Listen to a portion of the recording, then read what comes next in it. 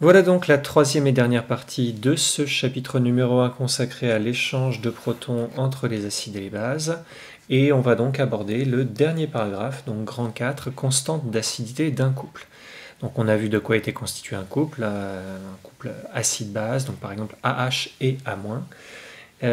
Dans le paragraphe petit 1, comme vous pouvez le voir, mise en évidence, donc ça fait référence à l'annexe 1 que l'on a rempli ensemble en cours, et au cours de cette annexe 1, on a montré donc il existait une valeur constante quand on réalisait le produit qui est encadré ici, qui correspond à cette formule-là, qui correspond donc à la multiplication de la concentration des ions H3O+, donc formée ici, des ions A-, la base faible qui est ici, donc les deux produits de la transformation de l'acide avec l'eau. Et on divise donc le produit de ces deux concentrations par la concentration de l'acide restant. Donc je vous ai dit que cette constante-là permettait en quelque sorte de comparer la concentration des produits formés par rapport à la concentration du réactif restant. Et donc en fonction de la valeur que l'on obtient ici, on va savoir si la transformation a été plus ou moins totale. Autrement dit, si l'acide est plus ou moins fort. Donc l'intérêt d'une telle constante, c'est d'avoir une idée de la force de l'acide faible, quoi qu'il arrive, mais de sa force les uns par rapport aux autres. Donc voilà pour la définition donc, de la constante d'acidité qu'il faudra donc connaître et savoir recalculer si besoin est.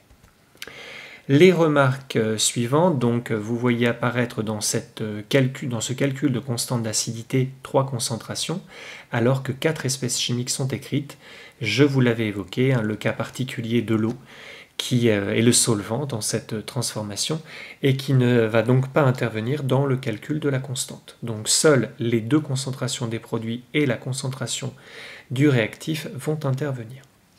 Petite remarque aussi concernant le symbole EQ qui est ici, signifie bien que les concentrations prises en compte sont les concentrations à l'équilibre, c'est-à-dire dans l'état final de la transformation. Le seul paramètre qui peut intervenir sur la valeur de la constante d'acidité, c'est la température.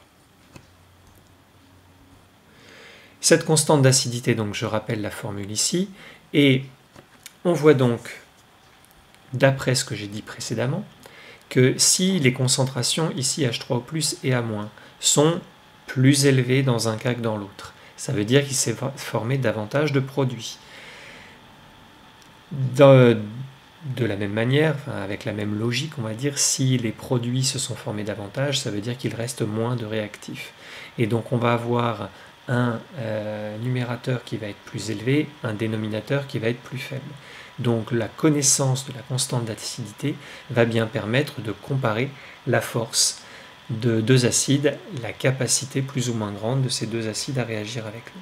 Toutefois, les valeurs que l'on trouve pour les constantes d'acidité font apparaître des puissances de 10 négatives, et donc la comparaison de ces deux nombres s'avère un petit peu plus complexe, même si évidemment c'est largement à votre portée.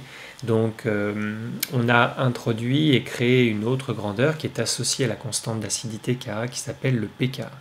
Donc le pKa se calcule de cette manière-là, moins log de Ka, ça fait penser donc au calcul du pH.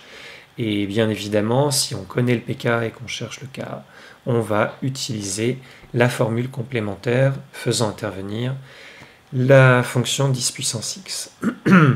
Alors pourquoi le pKa? Bien, tout simplement, si on part de ces deux exemples, très classiques, donc celui de l'acide éthanoïque, on a vu dans l'annexe 1 que la valeur était de 1,8 10-5 pour le Ka. Un autre exemple, c'est celui de l'ammoniac. Eh bien, les constantes d'acidité, comme je vous le disais, font apparaître des puissances de 10 négatives. La comparaison de Ka1 et Ka2 n'est pas insurmontable, mais elle est plus complexe que si je vous demande de comparer, par exemple, les valeurs de 4,8 et de 9,2. La présence du signe moins qui est là va inverser les comparaisons entre Ka1 et Ka2 et pK1 et pK2.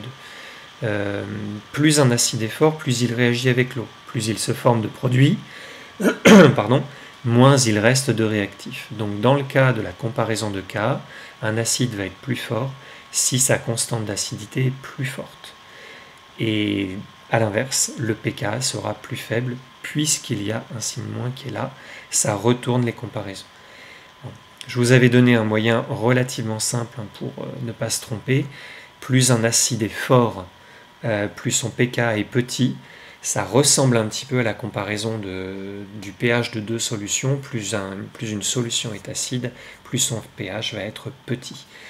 À l'opposé, plus une base est forte et plus son pKa sera grand, plus sa constante d'acidité sera faible. Donc c'est ce que je vous rappelle ici dans les comparaisons.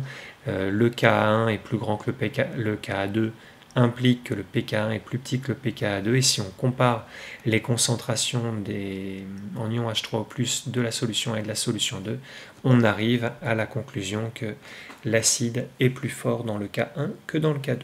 Donc ce qu'il faut retenir, plus un acide est fort, plus son pKa va être petit, plus son Ka va être grand, et au contraire, plus une base est forte, plus son pKa va être grand et son Ka va être petit. Voilà l'essentiel, on va dire, de ce que je vous introduis ici, bien évidemment avec le calcul de la constante d'acidité qu'il faut savoir faire. Un petit diagramme donc, qui permet de comparer différents acides et différentes bases.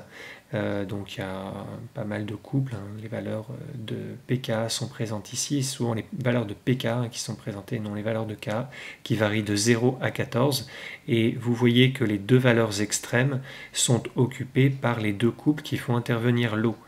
L'eau ici joue le rôle de la base, c'est une base extrêmement faible associée à l'acide le plus fort qui existe, donc un pKa de 0. On ne peut pas faire mieux que pKa 0. Donc ça, c'est l'acide le plus fort qui existe en solution aqueuse. À l'opposé, vous avez ici le couple pour lequel l'eau joue le rôle de l'acide, associé à cet acide HO-, qui est donc une base. C'est une base extrêmement forte, c'est la base la plus forte qui existe en solution, pKa de 14, solution aqueuse. Dans le cas de l'eau pure, eau pure veut dire bien évidemment qu'il n'y a que de l'eau. Donc s'il n'y a que de l'eau, eh bien l'eau ne peut réagir qu'avec elle-même. Ça tombe bien puisque l'eau a un caractère double, à la fois acide et basique, et donc peut réagir sur elle-même pour former des ions H3O+, et des ions HO-. Comme elle est neutre, son pH est de 7, et d'après la formule du début de cours qui permet de calculer la concentration en fonction du pH, eh bien on trouve une concentration de 10 puissance moins 7. Vous pouvez constater que les deux produits qui sont ici apparaissent dans les mêmes proportions. Donc si la concentration en ion H3O+ est de 10 puissance moins 7 mol par litre, il en est de même pour la concentration en ion hydroxyde HO-. Cet équilibre-là peut se traduire par une constante d'acidité également. Mais contrairement à ce qu'on avait vu dans le cas général qui est ici, eh bien là, l'eau intervient deux fois, l'eau étant toujours le solvant. Dans le calcul, dans l'expression de la constante d'acidité associée à cet équilibre, eh bien, il n'y aura pas de concentration de réactif. Donc on retrouve les deux produits, H3O+, HO-, voilà, dans le calcul de la concentration, mais pas de réactif. Donc il s'agit d'une constante d'acidité particulière qui est vraiment spécifique à l'eau, d'où un nom particulier, on l'appelle le produit ionique de l'eau. À 25 degrés, c'est souvent la température qui sera adoptée pour les exercices, sa valeur est de 1,010 puissance moins 14. Elle sera rappelée dans les exercices, et bien souvent donc les exercices se passeront à une température de 25 degrés. Donc voilà un produit ionique qui sera très utile parfois. Donc cette réaction de l'eau sur elle-même porte le nom d'autoprotolyse de l'eau, puisque c'est la réaction de l'eau sur elle-même qui intervient. Voilà pour ce paragraphe concernant le Ka et le pKa. Alors, l'un des intérêts de connaître le pKa d'un couple, c'est pas seulement de savoir quel est l'acide le plus fort ou quelle est la base la plus forte, ça va avoir un intérêt également pour savoir dans une solution qui contient différentes espèces chimiques, quelle est l'espèce prédominante parmi l'acide ou bien sa base conjuguée. On retrouve toujours donc la même expression de constante d'acidité qui est le point de départ d'un raisonnement qui va intervenir. Donc si on regarde cette constante d'acidité et que j'affecte au niveau de ces deux grandeurs K et l'expression moins log. Je vais avoir donc moins log de K qui est égal à moins log de tout le reste. D'accord? Donc là, j'ai mis moins log pour les deux côtés de l'égalité. Ici, je reconnais un moins log de concentration d'H3O+. Je connais cette chose-là. Donc je vais tout petit peu modifier. Donc voilà, hein, H3O+ fois A- sur H, c'est égal à H3O+ fois A- sur H. Donc là, je n'ai pas modifié grand-chose. Mais je connais cette expression-là, ça m'intéresse. Alors attention, la fonction log, vous le verrez un petit peu plus tard en mathématiques, a des propriétés. Là, j'ai le logarithme de tout ce truc-là, c'est-à-dire le logarithme d'un produit. Eh bien, l'une des caractéristiques de la fonction logarithme, c'est quand on fait le logarithme d'un produit, a fois b, eh bien, c'est égal au logarithme de a plus le logarithme de b. Donc, admettons que ça, ce soit le a, concentration d'H3+, et là, la fraction, c'est le b, eh bien, mon égalité précédente donne moins log de k, c'est-à-dire cette chose-là, c'est moins log de H3O+, plus, enfin, voilà, le moins, il est ici, hein, et donc le reste, j'ai log de H3O+, plus log de A- sur AH. Ce qui me donne, en développant ce qu'il y a dans la parenthèse, moins log de H3O+, le moins ici me donne moins log de A- sur AH. Et je reconnais là le pH. J'arrive donc à pK, parce que moins log de K, c'est pK. Ça, c'est le pH, moins log de A- sur AH. Et donc, si je regroupe le pH et le pK, enfin, si j'inverse plutôt le pH et le pK au niveau de l'égalité, j'arrive à cette expression-là. pH égale pK plus log de la concentration de la base plus la concentration de l'acide d'un même couple. Donc, cette démonstration-là, c'est mathématique, c'est le genre de choses qui n'est plus très à la mode dans les exercices. Pour autant, bon, voilà, c'est pas non plus insurmontable, d'autant plus quand vous aurez fait les propriétés de la fonction logarithme un petit peu plus tard dans l'année, ça vous paraîtra un peu plus facile. Donc, j'en reviens donc au diagramme de prédominance, au domaine de prédominance. Ça va découler directement de cette formule qui est là. Alors, cette formule, il faut savoir l'utiliser. La démonstration est un petit peu technique. Pour l'instant, je ne vais pas vous embêter avec. En revanche, il faut savoir exploiter le résultat. Donc, je l'ai encadré, mais je ne l'ai pas grisé. Ce n'est pas une formule qu'il faut connaître par cœur, mais son exploitation doit être connue. Donc revoilà cette formule. Et donc, comment exploite-t-on cette formule? Eh bien, imaginons, première possibilité, que dans une solution, voilà, le pH d'une solution, on le mesure et on trouve que la valeur de ce pH est égale au pK du couple AH-A-. Si le pH est égal au pK, par simplification, eh bien, qu'est-ce qui va nous rester? Le logarithme de A- sur AH est égal à 0. Si le logarithme de A- sur AH est égal à 0, ça veut dire que ce rapport-là, A- sur AH, est égal à 1. Autrement dit que les deux concentrations sont égales. AH est égal à A-. Les deux concentrations étant égales, aucune espèce ne prédomine sur l'autre, sont en proportion égale. Si le pH est plus petit que le pK, si vous avez une valeur ici plus petite que celle-là, eh bien ça implique que ça, logarithme de A- sur AH, est négatif. Si le logarithme de A- sur AH est négatif, eh bien c'est tout simplement que la concentration de AH est plus grande que la concentration de A-. L'acide va prédominer sur la base. Alors vous allez voir sur le diagramme, c'est relativement logique. Et évidemment, troisième possibilité, le pH est plus grand que le pK, et cette fois, c'est la base qui va prédominer sur l'acide. Alors, revenons donc à une représentation un petit peu plus simple. Voilà ce qu'on appelle un diagramme de prédominance. Un axe gradué en pH, on y fait apparaître la valeur du pK.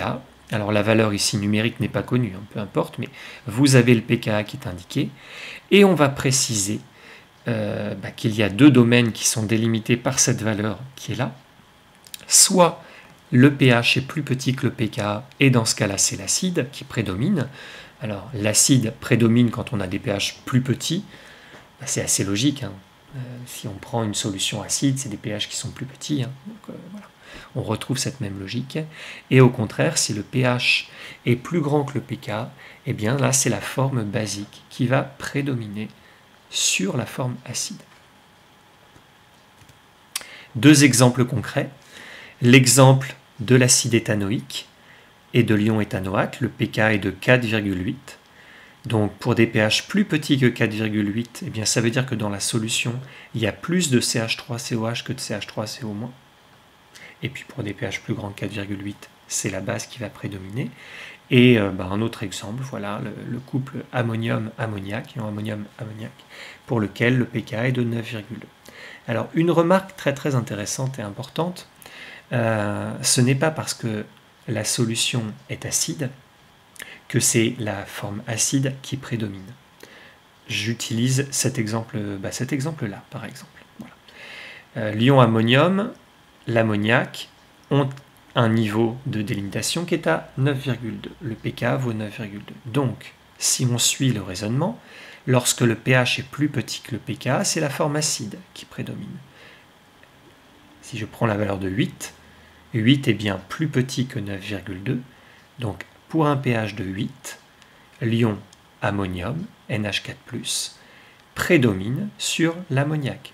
L'acide prédomine sur sa base, et pour autant, on a un pH qui est basique, un pH global. Alors, comment expliquer cette bizarrerie qui pourrait paraître paradoxale? C'est que dans une solution, vous avez la présence de différentes espèces chimiques. Il y a, par exemple, dans le cas de l'ion ammonium et l'ammoniac, là j'ai deux espèces chimiques, mais il y en a d'autres, puisqu'on a affaire à un acide et une base qui se transforment avec l'eau. Il y a aussi des ions H3O+, et des ions hydroxydes qui sont présents dans la solution, qui vont eux aussi affecter la valeur du pH. Donc quand je parle de prédominance, c'est uniquement l'acide par rapport à sa base. L'un peut se transformer en l'autre et inversement, et donc il y a un équilibre qui s'établit entre les deux. Il y en a toujours un qui est présent en plus grande quantité que l'autre, ou bien cas particulier, ils sont présents en quantité égale. Et donc là, pour le coup, si je prends le cas de pH 8, il y aura plus d'acide que de base. Mais il y a bien évidemment, pour expliquer que le pH global est de 8, d'autres bases qui sont présentes qui vont expliquer un pH global de la solution qui lui est bien basique. Donc ça c'est une subtilité qui n'est pas si évidente. Alors vous pouvez voir apparaître pour le troisième exemple le cas des acides aminés. Alors ça fera spécifiquement l'objet d'une annexe que je vous distribuerai la prochaine fois, et donc je ne redéveloppe pas cette partie-là dans le cours vidéo. Pour terminer, quelques applications concrètes. Alors la première d'entre elles, c'est une des méthodes de contrôle de pH. Alors quand je dis méthode, c'est pas quelque chose qui a été inventé, c'est que le corps humain est très très bien fait. Et dans le sang, par exemple, dans le sang, vous avez des substances qui sont capables de contrôler, de réguler le pH du corps humain. Ça c'est indispensable pour permettre la vie dans de bonnes conditions. Donc il y a des systèmes de contrôle, des systèmes compensateurs qui permettent de maintenir le pH constant. Ces substances qui ont le pouvoir de maintenir le pH constant, on les appelle des solutions tampons. Donc il y en a par exemple dans le corps humain, mais on peut aussi en utiliser dans d'autres domaines, et vous l'avez fait notamment lorsque vous avez étalonné votre pH mètre pour réaliser donc des mesures de pH. Vous avez trempé la sonde dans des solutions de pH fixes qui ne devaient pas varier, même si on rajoute quelques gouttes d'acide, quelques gouttes de base ou quelques gouttes d'eau par mégarde lorsqu'on introduit l'électrode dedans. Donc ces solutions dont le pH est très très stable de référence s'appellent des solutions tampons. Et elles ont une particularité, c'est qu'elles sont constituées d'un couple acide-base pour lequel eh bien, les deux substances sont en concentration parfaitement égale. Autrement dit, le pH est égal au pK. Deuxième application concrète concernant les couples acide-base, eh bien, ce sont les indicateurs colorés. Alors, les indicateurs colorés sont des substances dont la couleur varie en fonction de la prédominance soit de l'acide, soit de la base. Autrement dit, l'acide et la base ont des couleurs différentes. Si c'est l'acide qui prédomine sur la base, eh bien la solution va prendre une certaine couleur. Si au contraire c'est la base qui prédomine, la solution va prendre une autre couleur. Donc ça va être très très utile lorsqu'on va réaliser des titrages colorimétriques. Donc ça sera entre autres dans le chapitre 2 qu'on abordera donc très bientôt. Voilà des applications concrètes donc sur les histoires de prédominance qu'on a abordées. Donc le chapitre est maintenant terminé. Il est assez dense, beaucoup de connaissances. Je vous invite donc très fortement à revoir ces 3 vidéos autant de fois que vous le désirez et bien évidemment à me poser des questions s'il y a le moindre doute, la moindre incompréhension. Voilà, à très bientôt pour le chapitre numéro 2.